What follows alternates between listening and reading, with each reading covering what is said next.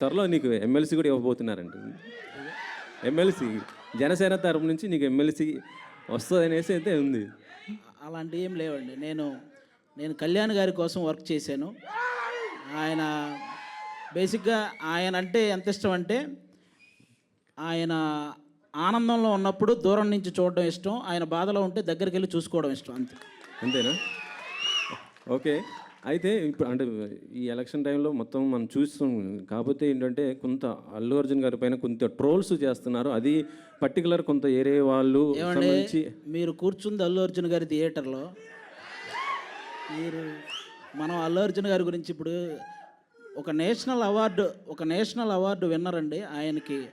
ఆయనకి మనం ఆయన మీద ఎవరైనా ట్రోల్ చేసే వాళ్ళకి నేను జనరల్గా చెప్తున్నాను, కళ్యాణ్ గారికి కానీ లేకపోతే మెగా ఫ్యామిలీ వాళ్ళకి కానీ ఎవరికి కూడా అలాంటి ఫీలింగ్ ఎప్పుడూ ఉండదు. వాళ్ళంతా ఎప్పుడూ ఒకటే.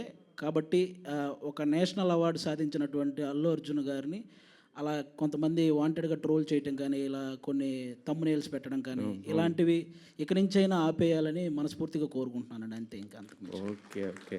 అశ్విన్ గారు హాయ్. అశ్విన్ గారు ఇక్కడండి. Hi brother. హాయ్. యాక్చువల్గా మీరు బ్యాక్ టు బ్యాక్ సినిమాలు చేసే ఛాన్స్ ఉన్నప్పటికీ కూడా సెలెక్టివ్గా చేస్తున్నారు. హిడింబా తర్వాత మళ్ళీ 1 year తర్వాత శివంబాజీ చేశారు. ఎందుకంత గ్యాప్ తీసుకుంటూ ఉంటారు? అంటే గ్యాప్ అంటాం కన్నా గ్యాప్ వచ్చిందని అంటే మళ్ళీ అల్లు అర్జున్ గారు డైలాగ్ అంటారు. అంటే నాకు బేసిక్గా కాన్సెప్ట్ నచ్చాలనే పెట్టుకుంటాను. నాకు ఆడియన్స్ అంటే చాలా భయం.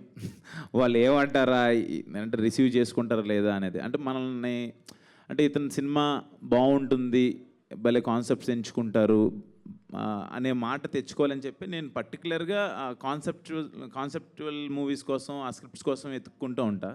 దొరికితే వెంటనే చేసేస్తాను, లేకపోతే కొంచెం లేట్ అవుతుంది. బట్ ఈ మాట నేను ఇప్పుడు అన్నందుకన్నా మీరు ఈ సినిమాలో చూసిన తర్వాత ఆ కాన్సెప్ట్ ఉంటుంది. మీరు డెఫినెట్గా మీరు అందరు నన్ను బ్లెస్ చేస్తారని నేను గట్టిగా నమ్ముతాను.